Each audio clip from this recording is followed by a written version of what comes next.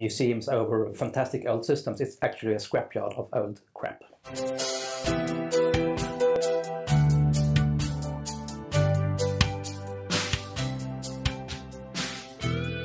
Greger and Joakim, welcome today.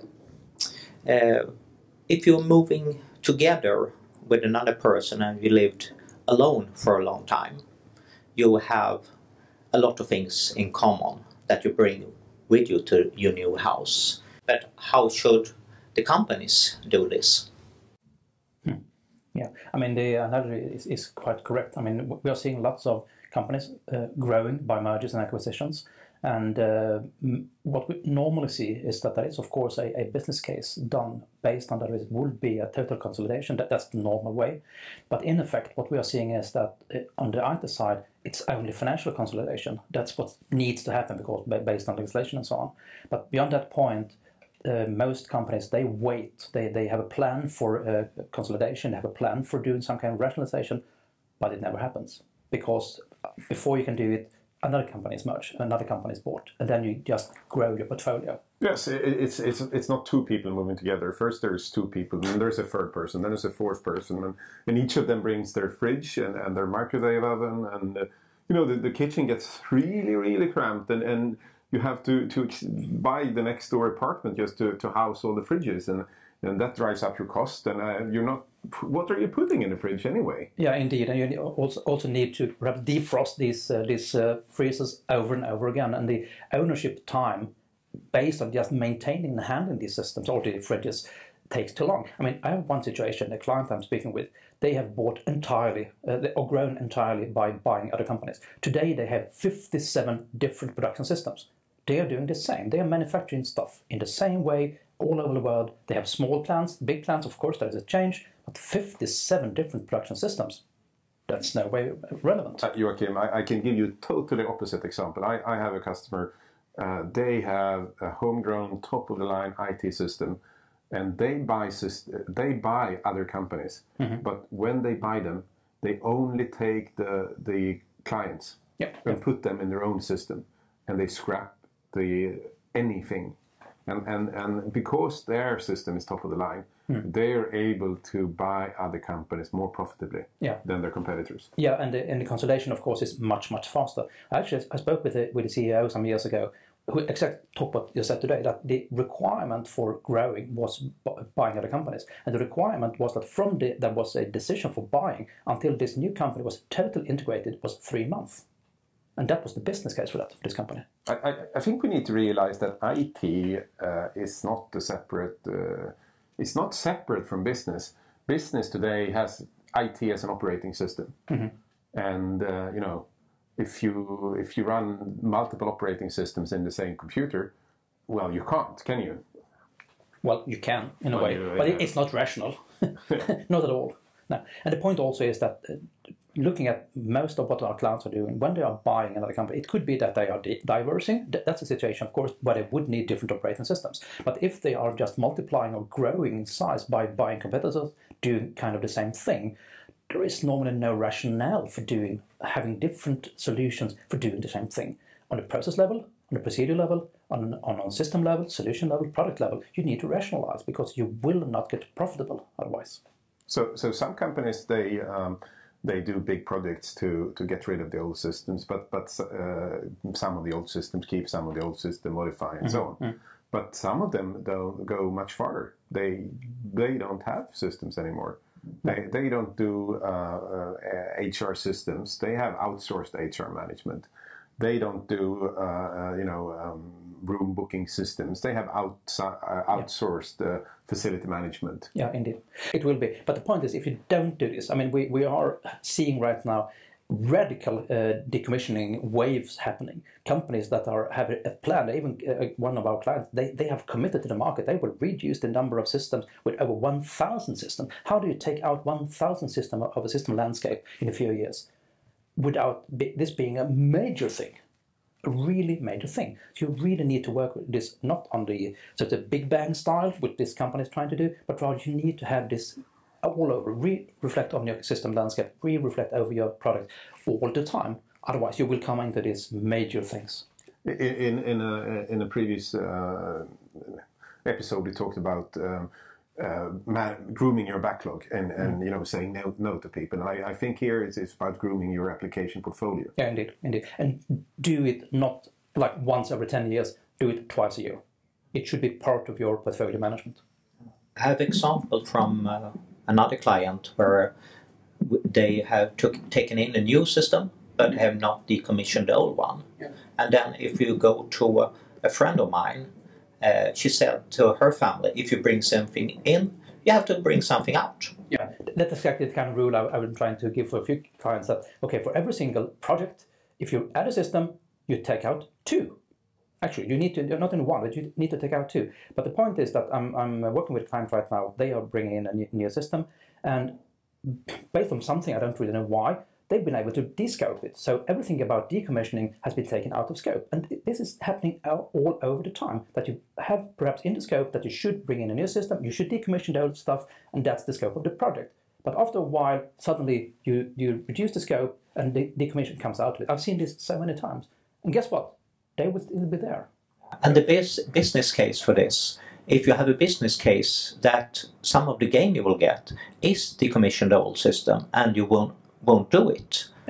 It's not if. I've never seen a client say, okay, we're bringing this new system, and of course we keep everything else, and we keep the cost of everything else. That never happens. Well, if I had kept all my old cars, yeah, who would do that? Where would I put them? You know, you could have crazy people keep their old cars. Yeah, or perhaps the museum owners. But then you need specific kind of cars. Yeah, if they're nice cars, but you know, some people have you know, scrap cars, rubbish cars sitting on their front yard. Yeah. 1, 5, 10, 20. Yeah. So what we're seeing right now in most companies is not museums over fantastic old systems. It's actually a scrapyard of old crap. But still running and doing. And still running, still costing, and still taking energy, taking floor space, taking people's time. That's perhaps the most important part. And it never goes away. But you know what is lacking when you say I'll take a new system but not take out the old. No. There are 2 things lacking. One is discipline and the other is passion. Yeah. Passion for doing a good job. Exactly. And I know it is easy. You know, at least you get something. You want to make something of a size that you can actually deliver. Mm-hmm. And I have respect for that.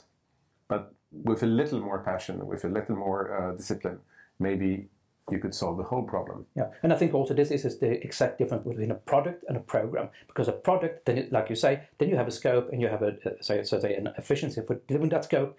With a program, you take responsibility for the effect, and then of course decommissioning becomes part of it. It needs to do that.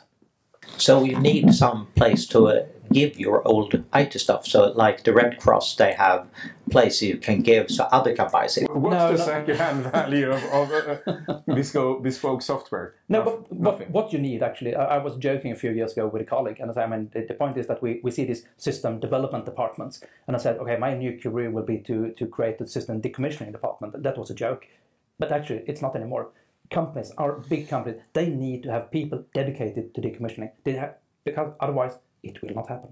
So it's about demolition. It's demolition, deconstruction, dismantling, whatever word you would like to have. But actually, that's exactly what needs to be done. It is about building a city, and you know, in the 50s, 60s, there was just greenfield. Mm-hmm. Cities were growing like mad, and there were green fields everywhere to build on. Now, most cities can't grow anymore unless you take something out. No, exactly. And it's the same thing. Same thing here. And the point is that a city, I mean, you can demolish a building, that's easily done. But the point is, in the system landscape, with say 2000 system, it's not easy done. You can't just simply take out the system. There are lots of dependencies on a process level, on a legislation level, but most likely on an integration level, on a function level, data sharing level, and whatever. And problem also is that most companies really don't know. They don't dare to take it out because they don't know the consequences. I had a customer who tried to remove all Excel files from their software source code tree. Mm-hmm. What is an Excel file doing in the source tree? Mm-hmm. Should it be there? Yeah, should it be? Well, what the hell is it doing there? But they couldn't. You know, some of those Excel files they couldn't compile without those Excel files. No one knew exactly which ones, and no one knew why, but you couldn't remove it. No. And that's the point. I mean, so the point is that most companies are in a situation where they might know that they want to, or really should take out some systems. We actually did a survey some years ago. 20% of the number of systems in major corporations were assigned to be decommissioned. They should already have been decommissioned. I've never been to a customer who doesn't have a list of systems to decommission. No. That, and the size is something like 20%. That's a huge part of the IT budget, and in effect, a huge part of the business budget. But it doesn't happen. Why doesn't it happen? I think it's, like you said, those two things. But also, it's hard, and there is nobody dedicated to it, and nobody really understands the consequence. I had a friend who said on Facebook she was moving to another flat, and she had a lot of boxes, and said, how should I get rid of the old things in a good way? Because I don't know what to keep and what to throw away. And then she said, okay, I will take little every day and look through. But I think that's what you're saying right now is important. What do I keep and what do I take away? That's the starting point. You need to be clear. What will I keep? What will I take away in one way? What will I perhaps retain in some way? What will I modernize? What will I replatform? What kind of strategy should I have? For every single system, you should have a very clear state of what is the future state of the system. That's the starting point. Unless you don't know that, you can't change. But Joakim, when we get new systems, it's like we get them forever. Mm-hmm. This system, you know, it doesn't have an end date. It just kind of fades out into 2050. Yeah.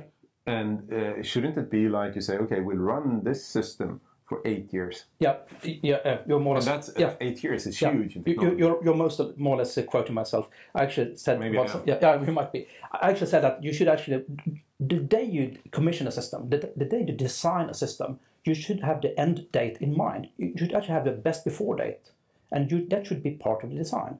One really key question why it's hard to decommission is that actually, as an architect, you bring in lots of requirements and you put in all functional and non-functional requirements, of course.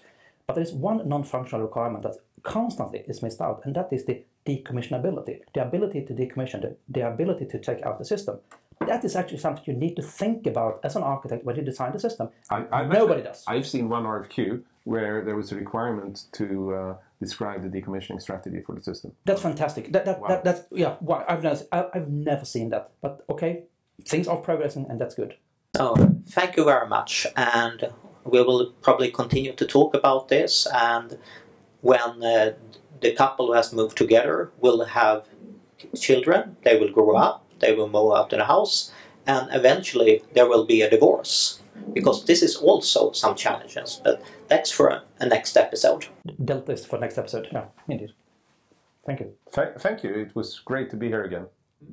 Thank you very much. See you next time. Yeah.